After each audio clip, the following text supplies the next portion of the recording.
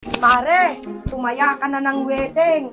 Alam mo, yung mga pataya ko kagabi, ay sayang. Walang tumama.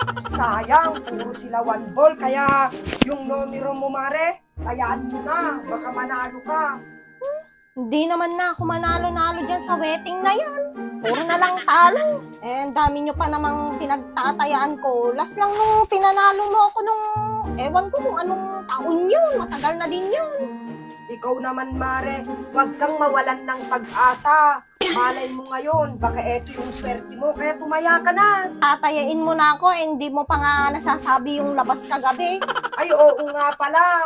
16:39 lumabas kagabi. Sige na nga, nanaginip kasi ako kagabi. Sige, Mare, ikwento mo yung napanaginipan mo kagabi para lurukin natin. Ganito kasi yun, eh di namatay daw ako. Tapos may kumausap sa akin na lalaki.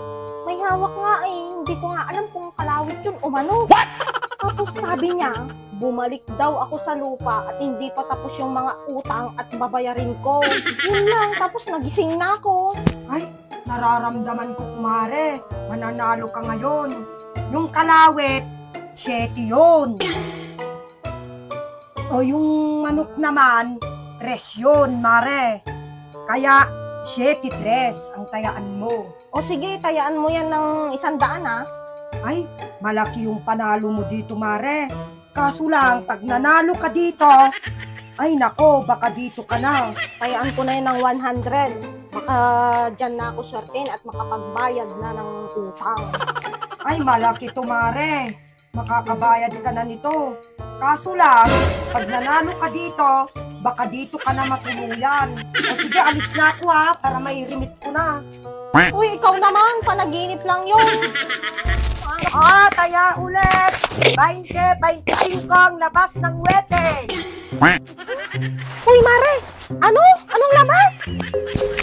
Ay, wala, Mare. Malayo yung taya mo, 20-25 ang labas.